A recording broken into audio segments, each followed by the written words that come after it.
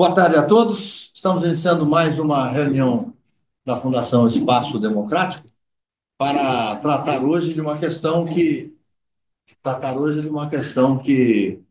já há alguns meses já houve a definição de proibição dos celulares nas escolas, mas é uma questão que acabou sendo até superdimensionada ou mais divulgada depois de uma série da Netflix chamada Adolescência, que alertou muita gente que não tinha se tocado ainda para a questão do risco, do perigo para os adolescentes e as crianças do uso dos celulares e das redes sociais.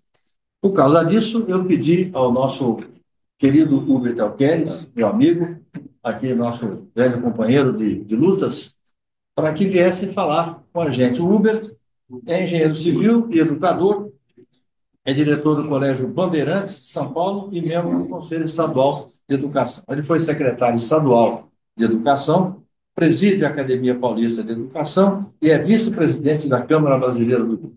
Hubert, seja bem-vindo. Oba, eu que agradeço, Rondino. Quero agradecer muito aí o convite do PSD para esse bate-papo no Instituto e dizer que eu me sinto entre amigos, conheço todos, com longas histórias e de muito respeito e amizade. Então é muito bom estar aqui com todos vocês para discutir um tema que realmente é um tema bastante importante e preocupante, não só para a educação, para as escolas, mas sobretudo para a questão da própria sociedade. Não é? Esse é um tema que ganhou muito destaque nos últimos tempos, como o Rondino colocou. Mais recentemente, a gente teve a edição daquele livro Geração Ansiosa, do Jonathan Haidt, que é um professor formado em Yale e hoje atuando na New York University. E ele, inclusive, está vindo aqui esse mês para o Fronteiras do Pensamento, dia 19 de maio. Mas ele, no livro, ele sistematiza e ele coloca uma série de evidências que deixam a gente muito preocupado com a relação aos efeitos do celular para a juventude e, por conseguinte, para a educação também. Eu tenho uma visão muito otimista do uso do celular na educação, mas eu acho que a gente deveria começar esse bate-papo contextualizando um pouco de onde vieram essas preocupações todas, sobretudo no ambiente das escolas. Então, eu gostaria de começar falando sobre a atenção. Não é? O aluno, quando está assistindo uma aula, não tem cabimento, ele está com o celular na mão, procurando ou pesquisando outras situações que não são aquelas que o professor está descrevendo, o tópico que o professor está ensinando. Não dá para fazer duas coisas ao mesmo tempo. Então, hoje mesmo, na Folha de São Paulo, tem uma matéria sobre o Itamar Vieira, aquele escritor que escreveu O Torturado, ele dizendo que o inimigo do escritor é o celular, porque não é possível a pessoa se concentrar para escrever um texto dividindo a atenção com o celular. Bom, é a mesma coisa. O celular, nesse aspecto, ele pode ser um grande inimigo da sala de aula e do processo de ensino-aprendizagem. Né? Então, a questão da atenção dos alunos na sala de aula foi o primeiro tópico, vamos dizer assim, que todos os educadores começaram a discutir e debater. Não dá para o aluno ficar com o celular pesquisando outras coisas. Né? Mas existem outros pontos. A interação, as interações sociais, a convivência entre os alunos. Você entrava numa escola, por exemplo, no momento do intervalo ou do recreio, você via alguns poucos grupos de alunos brincando, como nós fizemos quando éramos estudantes, né? Mas muitos alunos sozinhos, isolados, sentados em cantos com o celular na mão e com uma falta absoluta de interação social, o que também preocupa muito, principalmente com crianças mais pequenas. Né? O celular, ele também traz uma série de questões de segurança.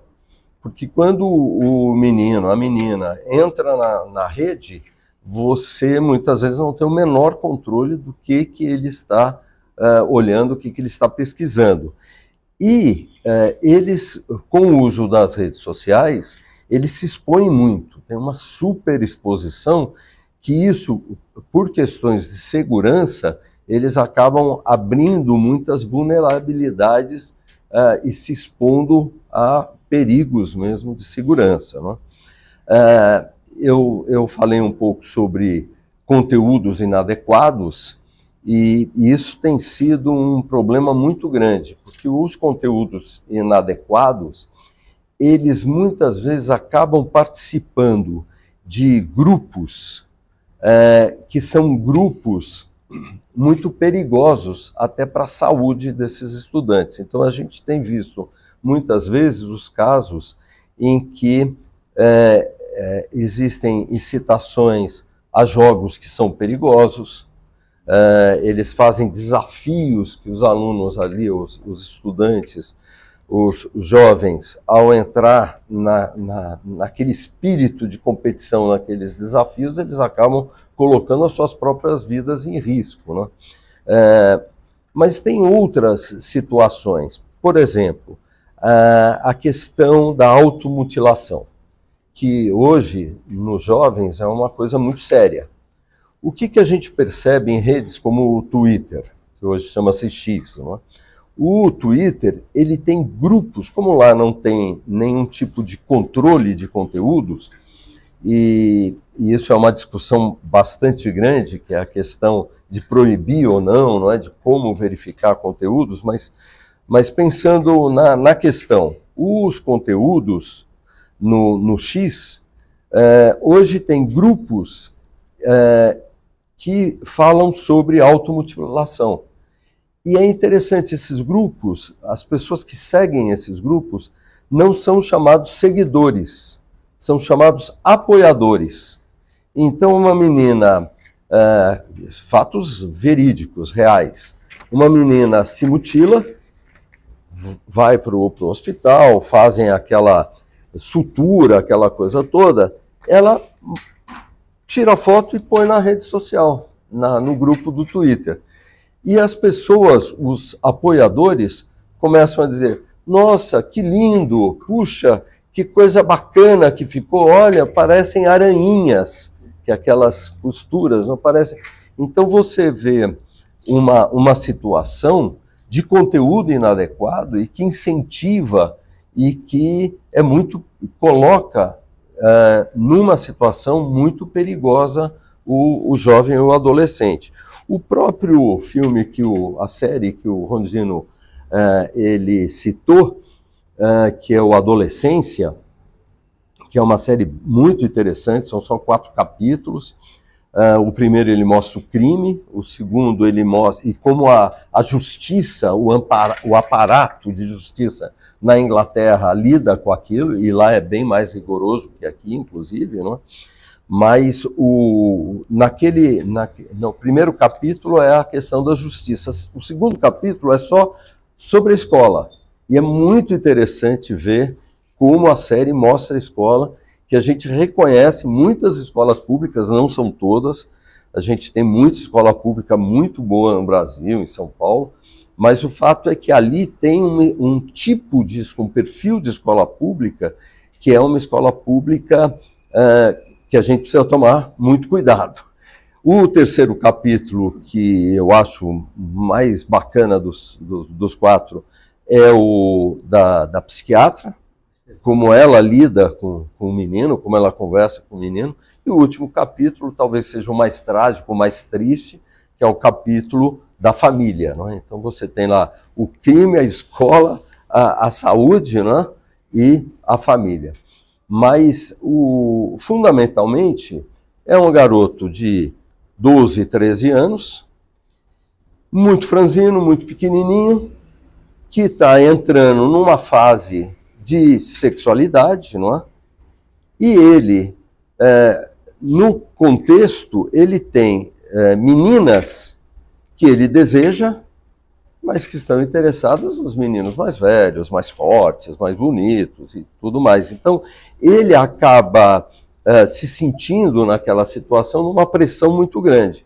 E aí, o que a série acabou mostrando, e que muitos de nós não conhecíamos, eu mesmo não conhecia, é o tal dos grupos de internet, que são os incels, esse é um termo em inglês, que são os celibatários involuntários.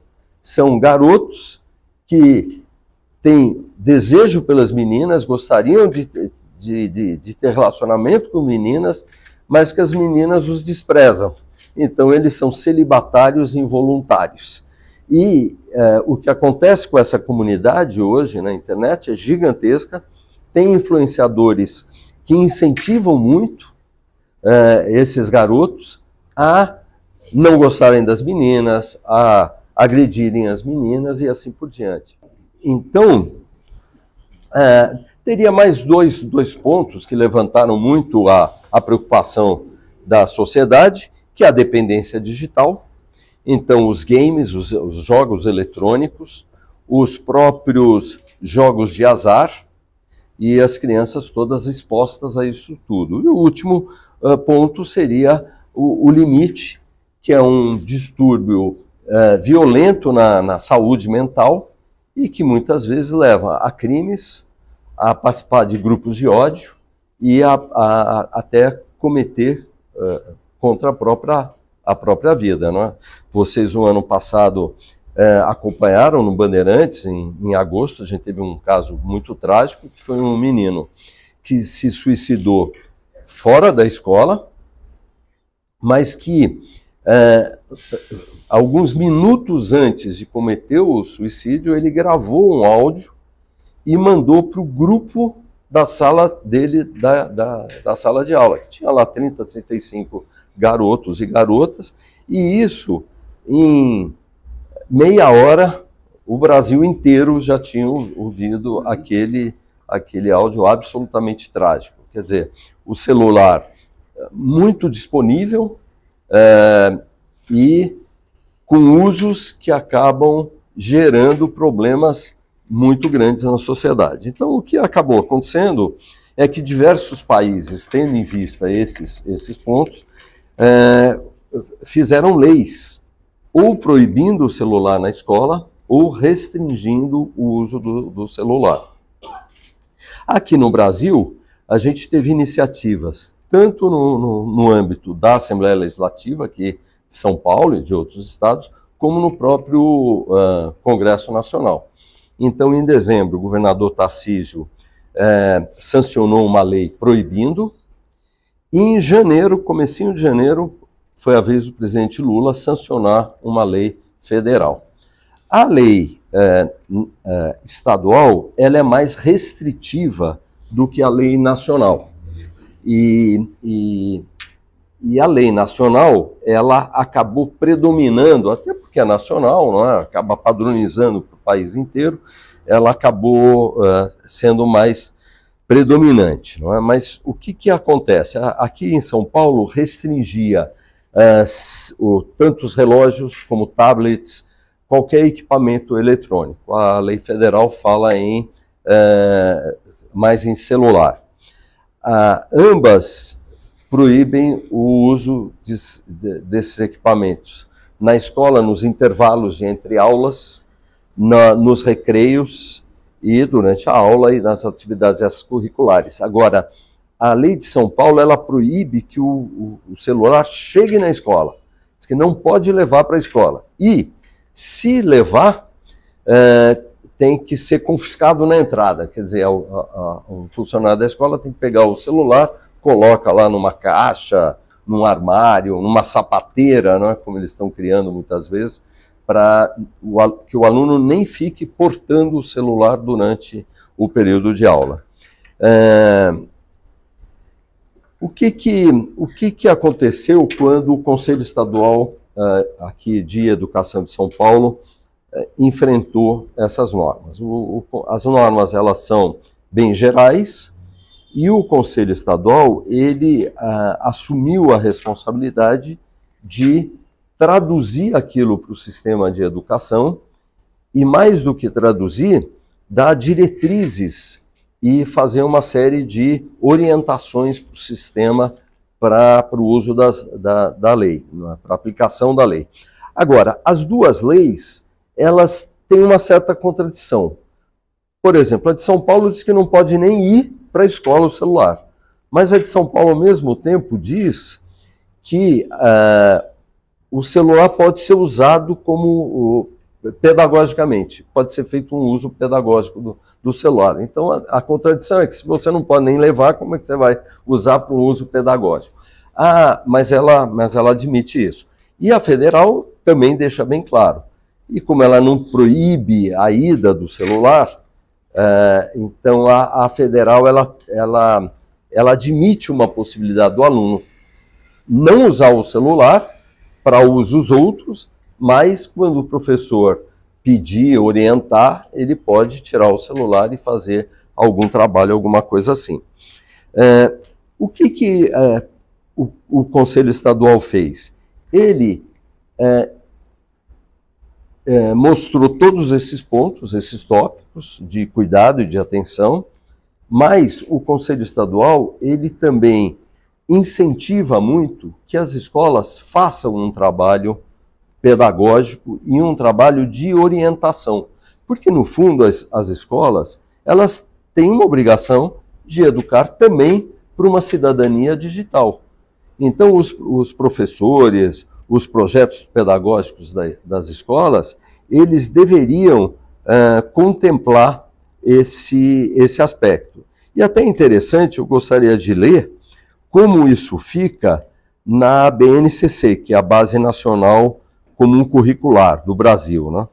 Na base, a gente tem, e ela foi copiada também no Currículo Paulista, um dos tópicos, ele é muito claro, ele diz o seguinte, que as escolas, elas têm que preparar os alunos para as seguintes competências: compreender, utilizar e criar tecnologias digitais e de informação e comunicação de forma crítica, significativa, reflexiva e ética nas diversas práticas sociais, incluindo as escolares, para se comunicar, acessar e disseminar informações, produzir conhecimentos, resolver problemas e exercer protagonismo e autoria na vida pessoal e coletiva.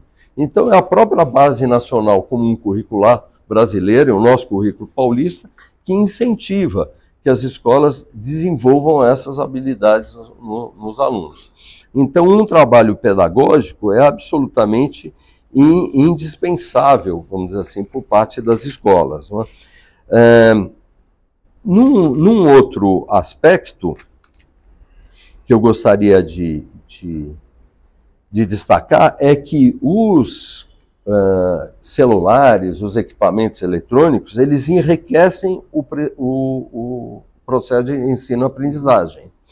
Eles permitem um acesso dinâmico ao conhecimento, porque quando o professor pede para o aluno fazer uma pesquisa no Google ou com uma inteligência artificial, ele está aproximando o aluno de conhecimento que é dinâmico e que está ali disponível na rede, não é? O próprio uso de aplicativos, o uso de plataformas de aprendizado, tudo isso é muito importante na educação contemporânea, não é? A questão da alfabetização midiática, que eu já mencionei, e para desenvolver competências digitais, como resolução de problemas. O celular, o computador, o tablet ajuda muito nisso. E a gente, na educação, a gente tem uma obrigação também de preparar os estudantes para uma sociedade onde as telas são onipresentes. Onde você tem o celular. Então você tem que mostrar para o aluno como gerenciar o tempo, como reconhecer riscos, você tem que ensinar isso para os alunos. Como serem cidadãos responsáveis, como desenvolver autonomia para os alunos, porque eles não vão ter sempre alguém tutorando nem nada disso, eles precisam ter uma autonomia e isso tudo eles podem aprender nas escolas. Né? Outros pontos que a norma aqui de São Paulo, do Conselho Estadual, acabou se debruçando, a atenção dos professores para a questão de abstinência no momento da proibição. E aqui eu tenho uma boa notícia. A gente tem notícias de poucos casos de alunos que tiveram problemas de abstinência, porque o celular muitas vezes é um vício, e como todo vício, quando você corta, você pode ter um problema dessa natureza. Então, abstinência, ansiedade, irritação, irritabilidade e falta de concentração.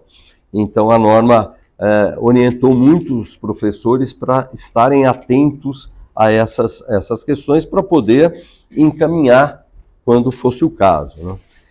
A comunicação entre pais e filhos, isso foi algo que foi muito debatido no momento da norma, porque o pai, ele fica muito inseguro do filho sair de casa, a mãe, sem estar com o celular. Vai ficar 4, 5, 6 horas longe de casa, o pai quer ter o menino, os pais, nós responsáveis, querem ter o menino, a menina, com um celular para poder, eventualmente, estabelecer uma comunicação. Então, o Conselho deu orientações para que as escolas particulares fizessem protocolos de comunicação de pais e filhos. E o que acontece muito é que as escolas são muito diferentes. Então, o Conselho orientou que as escolas assumissem uma certa autonomia na aplicação da lei. Então, conforme a região da cidade ou a região do estado, a escola tem uma realidade completamente diferente uma da outra. Então, a norma não poderia padronizar para todo mundo uma regra única. Então, a norma deu muita autonomia para as escolas também poderem lidar com a questão do tamanho da rede, a rede particular, a rede de escolas públicas, o tamanho das cidades, os locais e as clientelas. Né? Formação continuada para professores, o professor precisa estar preparado para lidar com tudo isso. Né? A criação de redes colaborativas, as escolas precisam compartilhar as suas experiências. Cada escola, ao desenvolver essa proibição, vamos dizer assim, ela precisa desenvolver de uma forma voltada para a sua realidade e, portanto, é ideal que ela compartilhe isso com outras escolas para que exista um compartilhamento de aprendizagens, né? De aprendizados com a medida. Outra questão que é muito interessante, que a norma acaba se debruçando, é a questão do exemplo.